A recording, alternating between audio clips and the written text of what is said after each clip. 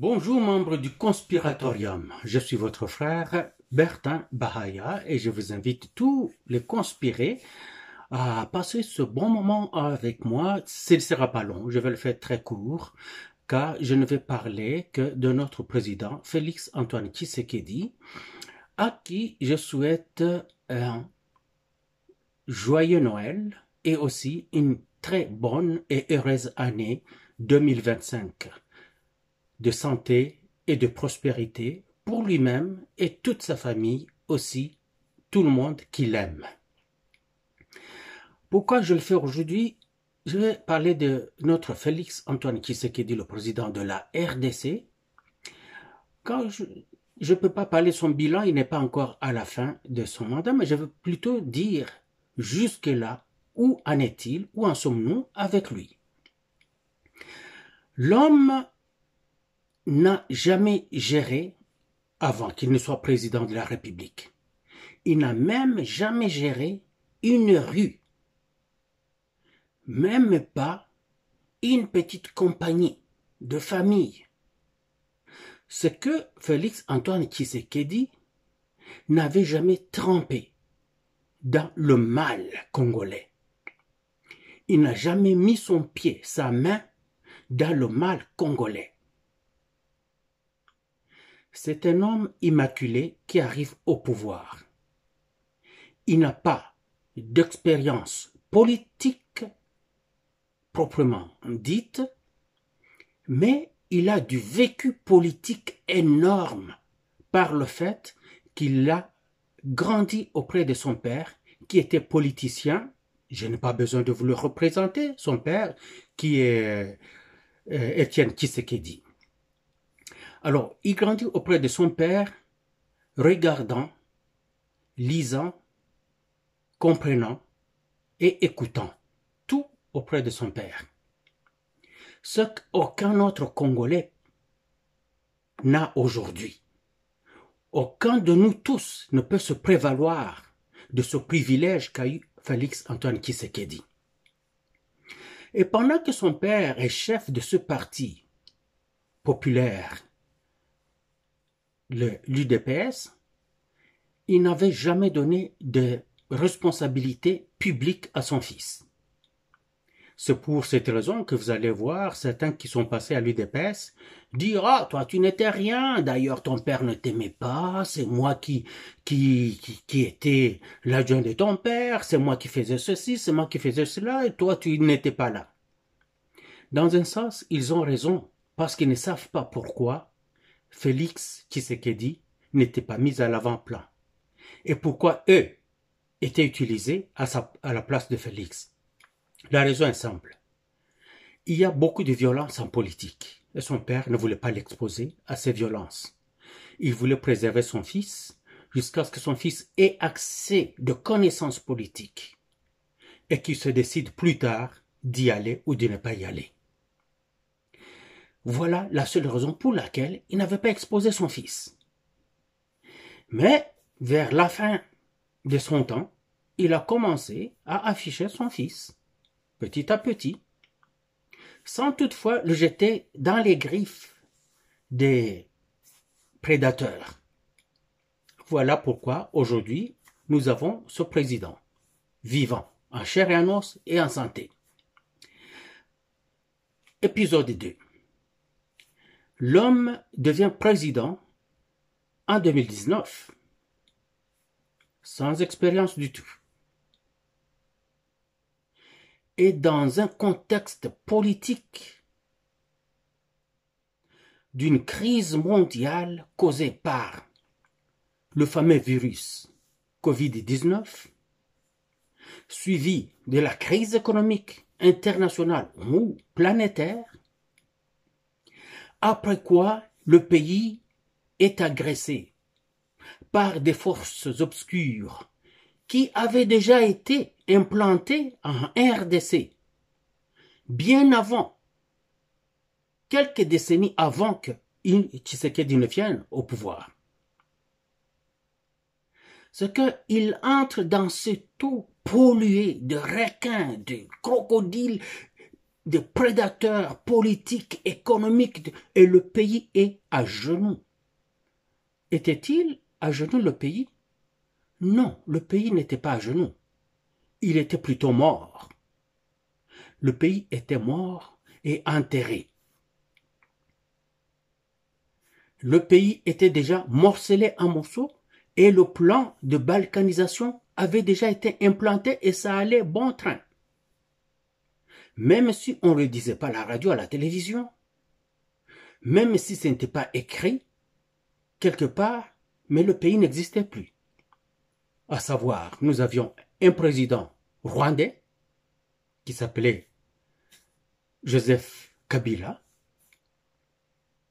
Nous avions dans la police, dans l'armée nationale, dans l'administration, des étrangers rwandais pour la majorité et d'autres qui viennent de quelque part. On ne sait pas d'où.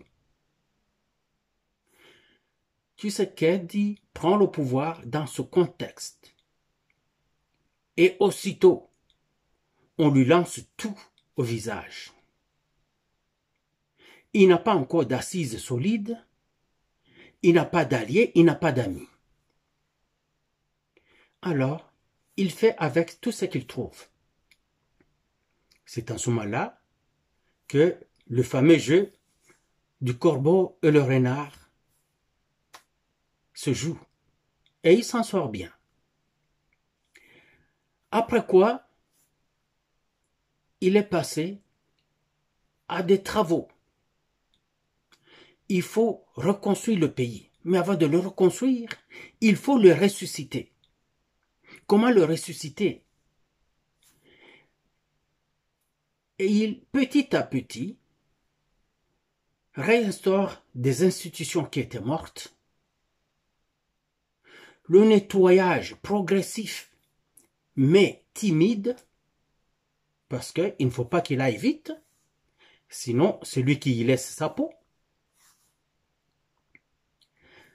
Beaucoup de choses, pas à la vitesse de notre goût, pas à la manière que nous voulons, parce que nous voulons qu'il y aille fort et vite, qu'il frappe, qu'il casse tout ça, mais il a compris, parce qu'il est président de la République, que le pays n'est pas entre les mains des Congolais, mais plutôt entre les mains d'étrangers. C'est qu'il faut y aller méthodiquement. Et petit à petit, il a implanté son pouvoir. Il a changé ce qu'il fallait changer et négocié ce qu'il fallait négocier afin de ressusciter le pays. Il lance certains travaux. Pour la première fois de l'histoire du pays, on voit des viaducs qu'on appelle chez nous des sautes de mouton. Sauts de mouton, oui, des sauts de mouton qui vont paraître. On commence à les voir, on se dit, waouh, c'est comme en Afrique du Sud. Oh, c'est comme en Côte d'Ivoire. Et pourtant, les routes ne sont pas encore faites. Mais au moins, ils commencent par là. La réfection de certains ponts, ils commencent par là. La réfection de certaines écoles, ok oui. La réfection des universités, cela n'avait jamais eu lieu en République démocratique du Congo, Zaïre. Jamais. C'est la première fois que ça se fait. Les hôpitaux, ils les réfectionnent, ils construisent. L'armée, il commence à réorganiser l'armée. Il commence à y injecter des jeunes Congolais. Et du coup, nous avons une armée républicaine qui commence à naître de ses cendres. Ce qui était là avant, donc les étrangers trouvent ça de mauvais œil et lui font la peau. Certains se transforment en mouvement terroriste d'antan qui redevient actif, le M23, et qui se joint aux forces d'invasion Rwanda, Ouganda, Burundi,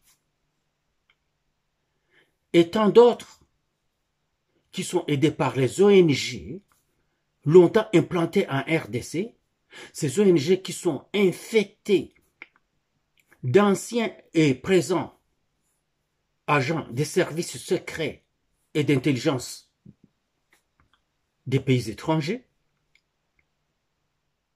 et environnants. Alors, trop de problèmes. Qui ce qui dit comprend que seul le Congolais de souche peut aider le pays et ainsi, sans faire bruit, et Dieu aidant, les anciens, donc ces étrangers qui étaient dans notre police armée, tout ça, se retirent eux-mêmes pour aller rejoindre les leurs dans le M23, dans les forces d'invasion, et ainsi de suite. Quel bonheur pour la RDC. Mais ceux qui restent aussi n'aident pas, car c'est les anciens de la corruption, les anciens de l'invasion. Mais au moins, ils ne sont plus majoritaires. Mais ils peuvent encore faire très mal, car ils sont les plus élevés dans toutes les hiérarchies du pays, à part la présidence, à part le président, mettons. Car à la présidence, il a trouvé les infiltrés et qui étaient là, et qui sont encore là. Nous pouvons dire, alors pourquoi il ne sort pas de là? Parce que chaque chose a son temps, et il y a des méthodes pour chaque chose. Si c'était moi, peut-être que j'y serais parti très vite, et ça aurait fait mal. Il y a une chance que lui, il ne va pas vite. Ça fait encore mal, mais moins mal. Car ce sont les méchants qui finissent par leur impatience à se mettre à nu, et on les coince. Lors, qui c'est qui dit, instaure la gratuité de l'enseignement primaire. Certains me disent, ah, ça c'est du faux, ça ne fonctionne pas, car les enfants payent toujours. Pourquoi ils payent? C'est car les parents payent. Pourquoi les parents payent? Pas parce que la gratuité n'existe pas, mais parce que eux, les parents, ne revendiquent pas leur droit de ne pas payer.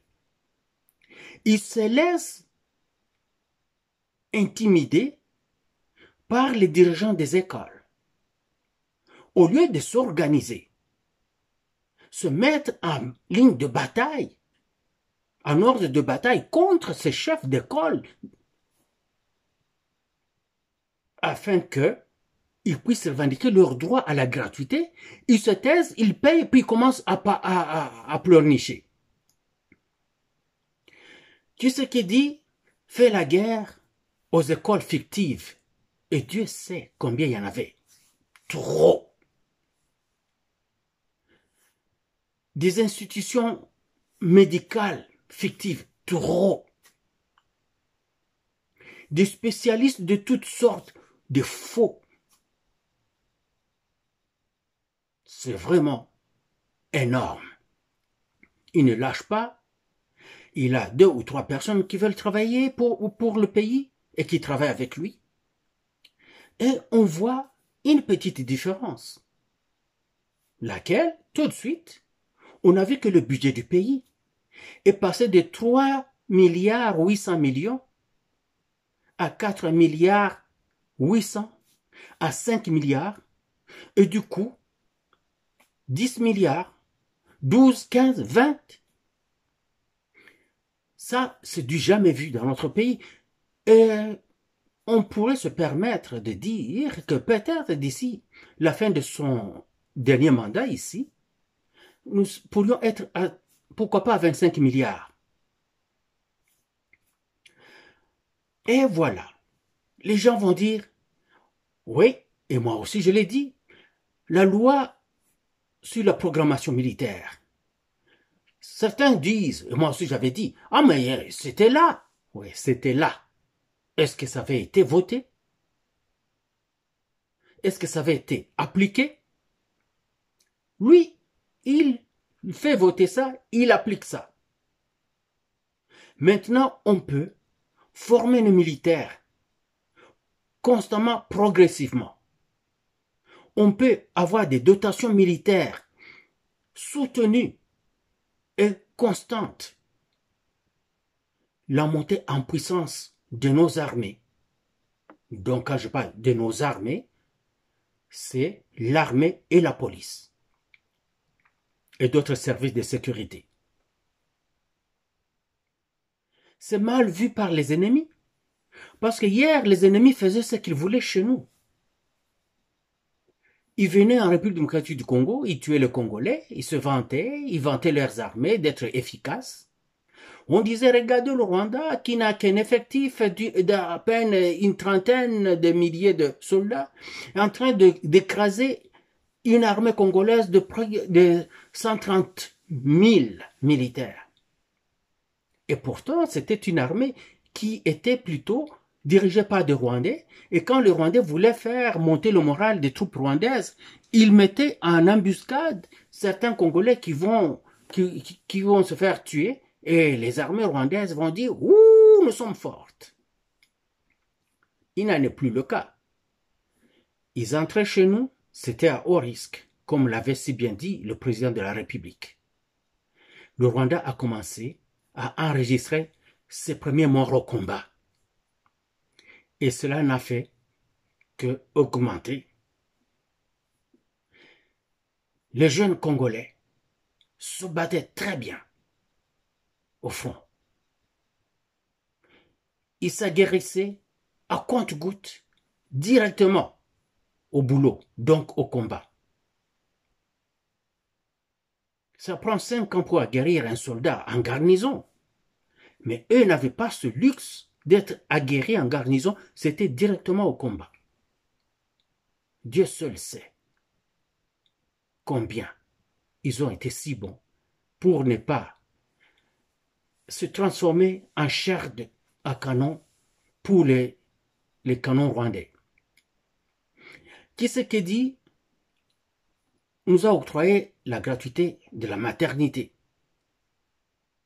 Les gens disent, ah, mais ouais, ça marche pas, ce n'est pas bien fait, c'est précipité. Il y a toujours un début à tout.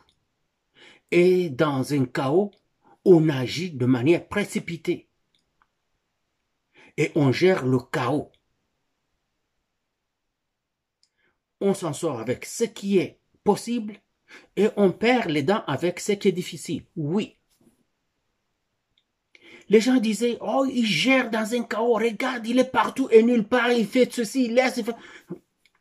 Oui, le pays était chaotique et il a travaillé dans ce chaos. Il n'avait pas autre façon de faire. Vous vous rendez compte, qui est ce président de la République, si ce n'est qu'un RDC, qui vient au pouvoir, trouve que le pouvoir est complètement entre les mains d'étrangers, à tous les niveaux et pour tous les services. Seulement la RDC. Tshisekedi, ça n'est très bien sorti. Il y a toujours place à amélioration. Vous allez me sortir des insuffisances. Oui, partout il y en a. Même les gens qui ont eu la chance de passer par tous les échelons de gestion de pouvoir ou d'administration ont des insuffisances. À combien plus forte raison quelqu'un qui n'avait jamais fait ça. Par contre, il s'est montré à la hauteur de sa tâche. Critiquer comme vous voulez, ça fait partie du droit que Tshisekedi vous reconnaît et qui vous laisse exercer. Sous Kabila, qui osait critiquer, c'était une balle dans la tempe, non? C'était la prison, c'était la disparition, n'est-ce pas? Et sous Tshisekedi, vous dites tout, vous l'insultez sa famille, comme vous voulez. vous ne faites pas la prison pour ça. Mais, bien sûr, quand vous portez atteinte aux dirigeants, donc au président, oui, quand vous portez atteinte, oui, là, vous avez des problèmes. Vous devez aller répondre de ça, de vos actes. Les gens disent, parce que moi, comme tant d'autres, nous saluons l'augmentation des salaires, des soldes des militaires, tout ça, la montée en puissance de nos forces de sécurité. Les gens disent, mais Bertin, ça ne suffit pas. Il y a hausse de prix et les salaires ne suivent pas. Vous avez raison. Mais est-ce que c'est la faute de Tshisekedi? Ouvrons une petite parenthèse. Quand Kabila père arrive au pouvoir, il trouve que Mobutu a laissé toutes les institutions qui fonctionnent, pas peut-être à plein régime, mais au moins à 60% de leur capacité. Tous les services, toutes les institutions. Kabila père prend ça, il s'investit en seigneur de guerre primo, les choses tombent en morceaux. Il est vite abattu par celui qui a pris le pouvoir après. Donc, un coup d'état militaire, avec mort du président de la République, le tueur prend le pouvoir. Il prend le pouvoir, il démantèle le pays. Il détruit le pays. Il démantèle les institutions. Le tissu économique détruit. Le système financier écrasé. Les anciens Zaïrois congolais qui avaient des commerces ou qui géraient le pays sont mis de côté. Et ce sont les étrangers qui s'accaparent de tout ça en créant leurs propres entités financières, économiques. Le Congolais n'a plus rien. Alors le peuple s'appauvrit. Le peuple non seulement s'appauvrit, mais est dépourvu de tout au point où il faut maintenant chanter le nom du Raïs Kabila fils pour survivre. Et comme maintenant c'est lui, Kabila, sa famille politique et biologique, qui gère avec ses amis, ils s'enrichissent, ils deviennent puissants. Ils donnent des carottes à qui sait jouer la balle et la chicotte à quiconque ose parler.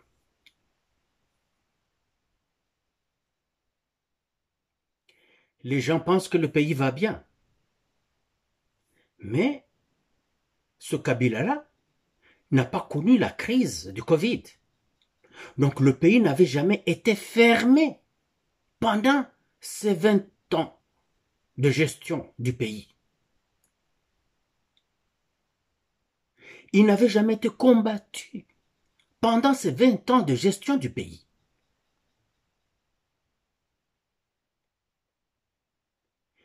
Il se lève le matin avec le pouvoir, se couche le soir avec le pouvoir qu'il ne partage avec personne. Il a le pouvoir de donner la mort ou de permettre la survie.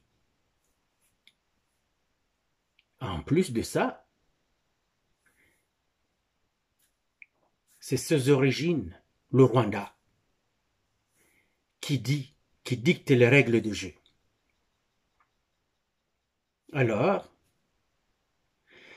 quand Tshisekedi prend le pouvoir, il trouve vite que ça va très mal, et encore beaucoup plus mal même. Ce que malgré la hausse des salaires, ceux qui produisent, donc ces privés-là qui ont tout pris sous le règne de 20 ans, serrent le vis, ferment les rideaux, les robinets, et le pays est pris à la gorge. Tout ça parce qu'ils veulent le faire passer pour un nul. Il se bat, Tshisekedi se bat, se débat, et il tient bon. La crise de Covid à peine passée, il y a maintenant la crise économique qui suit, causée par ça. Et cette crise économique est planétaire. Un malheur ne passe sans qu'un autre n'arrive, dit-on. Et certains disent que le malheur ne vient jamais seul. Il y a cette fameuse guerre entre la Russie et le reste de l'Occident, et qui se passe sur les frontières russo-ukrainiennes. Comme c'était la Russie et l'Ukraine qui exportaient le grain et les produits gaziers et pétroliers, la guerre réduit tout cela. Ils exportaient vers l'Occident. L'Occident gérait l'exportation vers les pays du tiers-monde. Avec la réduction de ces produits sur le marché, les Occidentaux les gardent pour eux-mêmes et infligent une souffrance au reste du monde afin que les gens regardent la Russie comme le méchant. Et on nous bombarde jour et nuit sur tous les médias du monde que c'est à cause de la Russie que tout cela arrive. Et pourtant, il n'en est rien. Ce n'est pas la Russie. C'est l'Occident qui nous impose tout ça. Je n'entre pas dans ça parce que je parle seulement de Tshisekedi. Tshisekedi, pendant tout ce temps, notre pays, qui n'avait jamais rien produit,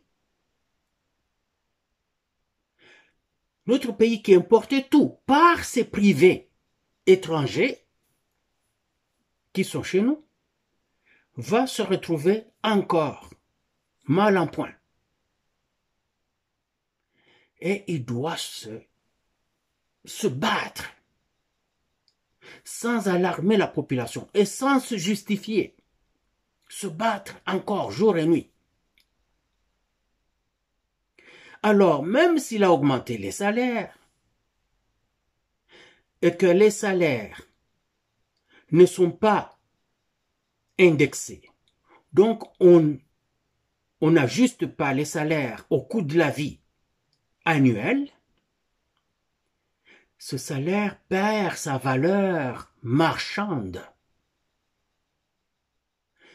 Et le professeur d'université qui avait 2800 $, revient avec ces 2800 $ sur le marché pour s'approvisionner, mais il trouve qu'il ne peut acheter que d'une valeur de 1200 $. Parce que son salaire, son argent a perdu sa valeur.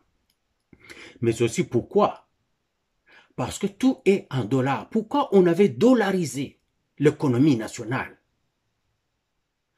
Prendre une monnaie étrangère, lui donner la priorité, la primauté sur la monnaie nationale, avait plusieurs buts, mais c'était la corruption. Ils vont demander de l'aide, non, plutôt, ils vont demander du crédit au FMI. Le FMI donne ça en dollars américains. Ils vont se partager ça tout de suite. Pas question de courir derrière les cambistes pour aller convertir ça, parce que c'est déjà en dollars. Et le dollar, c'est la monnaie qui est prioritaire au pays, c'est que eux, ils n'ont aucune misère. Et aussi, voulais-je dire, quand ils veulent aller s'approvisionner à l'extérieur afin de venir vendre sur le marché local auprès de leurs propres concitoyens, ça leur facilite la tâche. Ils vont acheter en dollars américains. tant de choses qui sont anormales. Et la monnaie nationale a perdu toute sa valeur. D'où l'inflation. Cette inflation qui n'a plus de produits de consommation sur le marché tue la population aujourd'hui qui pleurniche. Pour contrer tout ça, ou parier à tout ça, il faut produire localement. Mais pour produire localement, il faut d'abord créer les conditions de production. Tshisekedi veut construire les routes. Vous vous rappelez le projet de 100 jours. Vous vous rappelez Tchilegelou. Vous vous rappelez la construction de la fameuse route Kalambambouji. Et tant d'autres. L'argent des 100 jours entre les mains de Vital Kamerhe, l'argent disparaît, il est arrêté pour ça, trouvé coupable, il ne fait pas la prison. Il revient, toujours coupable, on ne lui a pas saisi les biens, on n'a pas saisi l'argent qu'il a. Il revient comme ministre de l'économie. Donc il est payé maintenant comme ministre aussi. Pour ajouter l'insulte à l'injure, il a le Parlement aujourd'hui. Vous voulez que je parle un peu du Parlement? La constitution que nous avons aujourd'hui, qui met notre pays à mal et qui va détruire notre pays, lui, n'est-ce pas qu'il avait dit au président Félix Antoine Tshisekedi qu'il lui serait loyal? Comment tu peux être loyal à un président si tu ne fais pas la volonté du peuple dont il est président? Et la volonté du peuple, vous le voyez, partout où le président passe, le peuple demande qu'on change la constitution. Pourquoi? Ce n'est pas pour seulement changer la constitution pour rien. Ils savent que cette constitution, c'est elle qui détruit notre pays, qui donne le pouvoir aux étrangers, qui donne le pouvoir à ceux qui veulent dilapider le pays et le découper en morceaux.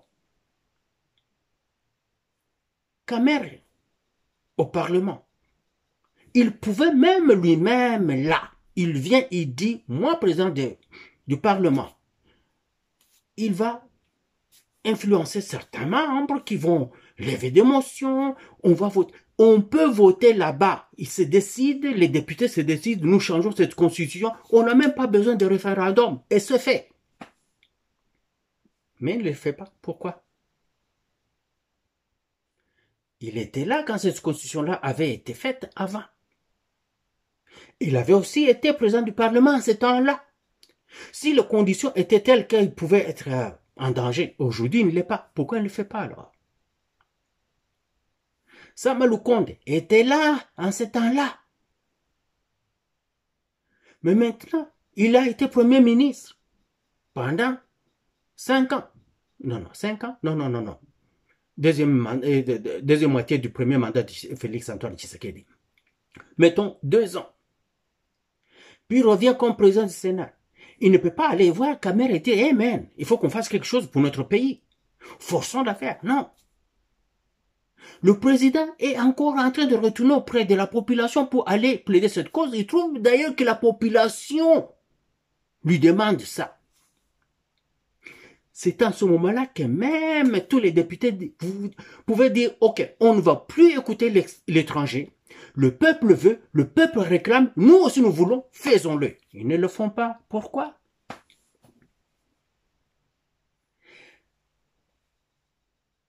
Mon président Tshisekedi, il n'est pas saint.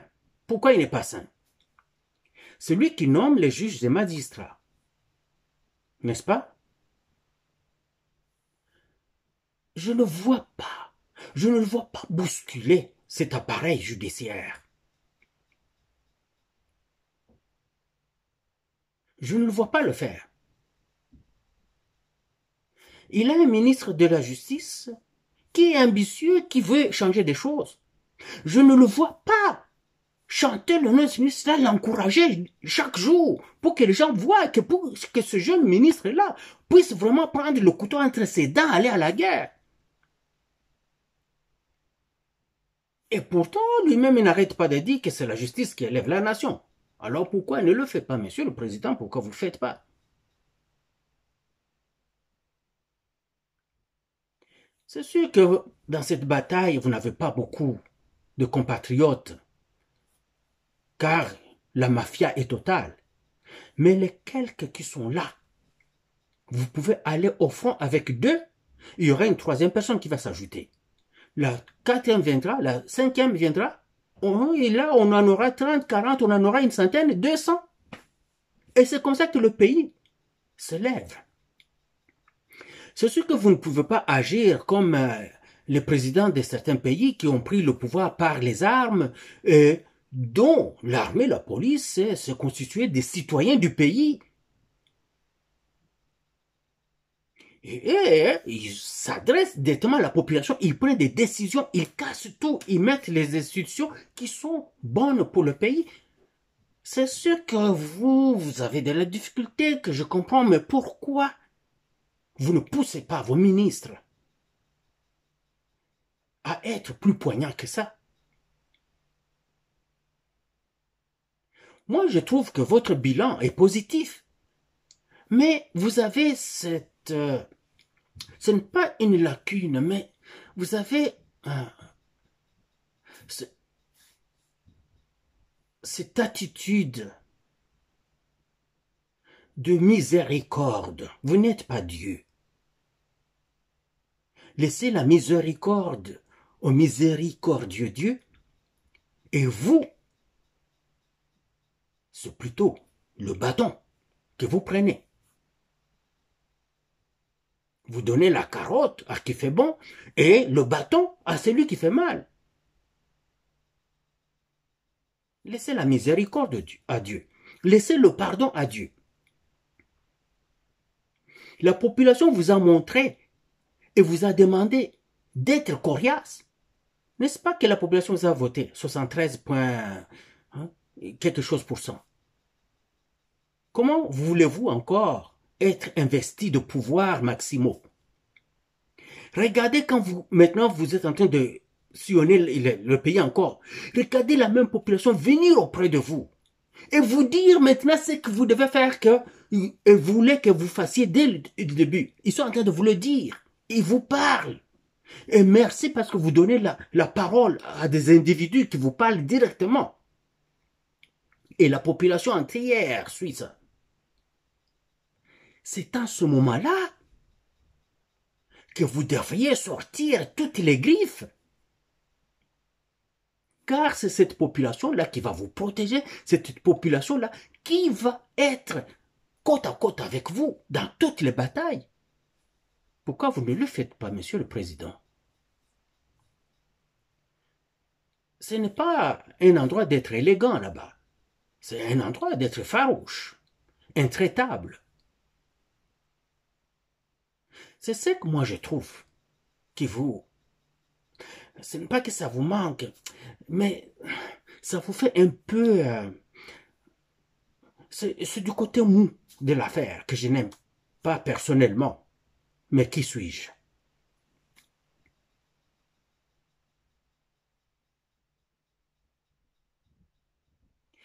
Saviez-vous qu'avec les moyens qui sont les vôtres, avec le charisme qui est le vôtre, l'approbation populaire dont vous jouissez, vous pourriez agir mieux que tout autre président ici en Afrique? Les Occidentaux vont parler, mais quand ils voient la population derrière vous, ils ne peuvent rien. Regardez, ils sont tous contre Vladimir Poutine en Russie, mais la population russe est avec Vlad, parce qu'ils ont vu leur pays, les années 90, être comme la RDC aujourd'hui. En 2000, il arrive au pouvoir. Il commence à se battre pour son pays. Et il est violent, sérieusement violent. Il relève le pays. C'est pour ça que les Occidentaux n'ont pas réussi à le bouleverser jusqu'à aujourd'hui.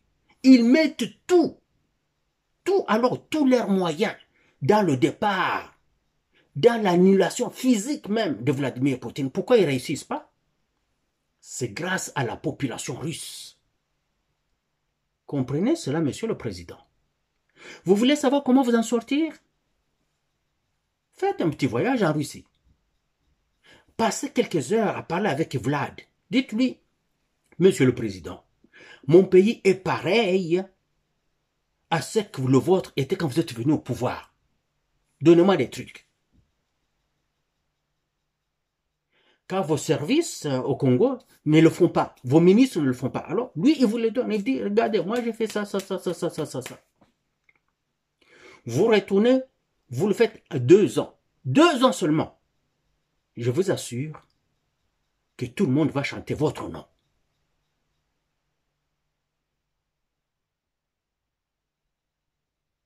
Monsieur le Président, regardez tout ce que vous faites. Les aéroports que vous construisez, les routes que vous construisez. Et d'autres qui sont ratés, l'argent volé, détourné par vos collaborateurs au gouvernement ou je ne sais pas. Si vous étiez corrompu, ne fût-ce qu'une infime partie, les médias occidentaux vous auraient déjà découpé en morceaux. Ils cherchent tout. Vous n'avez pas de cheveux sur la tête, mais ils cherchent des poux sur votre tête. Ils n'en trouvent pas. Vous êtes l'homme le plus juste. En termes d'humain sur terre, vous êtes l'homme le plus honnête, le plus correct.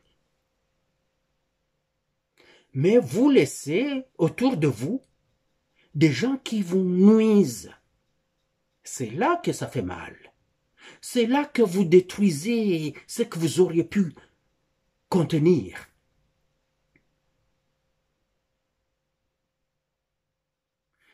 J'espère que vous revenez le 1er janvier 2025, les mains nues, en combat corps à corps. Wafwa, wafwa, washala, washala. Je vous souhaite une heureuse année, beaucoup de santé, Monsieur le Président, vous et votre famille, tous ceux qui vous aiment. Et tous ceux qui vous aiment, c'est votre peuple congolais. Et j'espère que vous allez partir comme une locomotive qui fume. Sans arrêt et rien ne peut l'arrêter. Écrasez le mal sur votre chemin. La population sera avec vous. Vous accomplirez des miracles. Car c'est la volonté qui compte. Vive la RDC. Vive les FARDC, le Ouazalendo, et vous aussi, Monsieur le Président. Au plaisir.